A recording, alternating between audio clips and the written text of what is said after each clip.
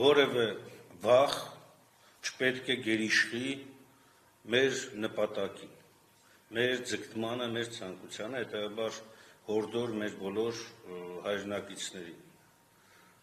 չվախենալ եւ իմացեք, ոչ ոք չի վերահսկելու ձեր քվեարկությունը։ Այնտեղ դուք ինչ քվեարկեցիք, ոչ ոք չի կարող ասել, այ դու ինչպես քվեարկեցիր, հա, եւ հետեւաբար այդ առումով շատ կարեւոր է եւս մեկ անգամ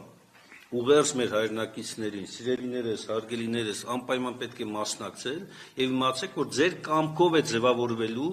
իշխանությունը։ Դրա համար անհրաժեշտ է տեղամաս գնալ վստահ,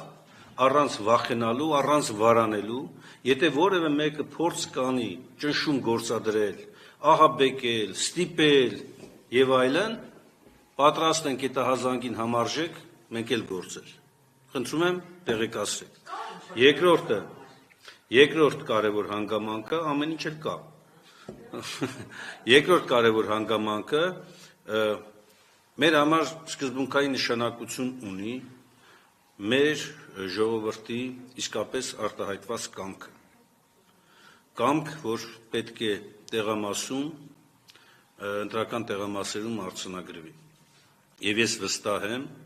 տեղամասում արձանագրված կամքի հետ, որքան էլ էս ապօրինի իշխանությունը փորձի հաշվի չնստել, ստիպված է լինելու հաշվի նստել։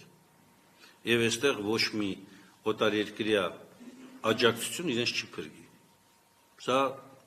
վստահաբար ասում եմ, որովհետև նույնիսկ եվրոպական դիտորդները,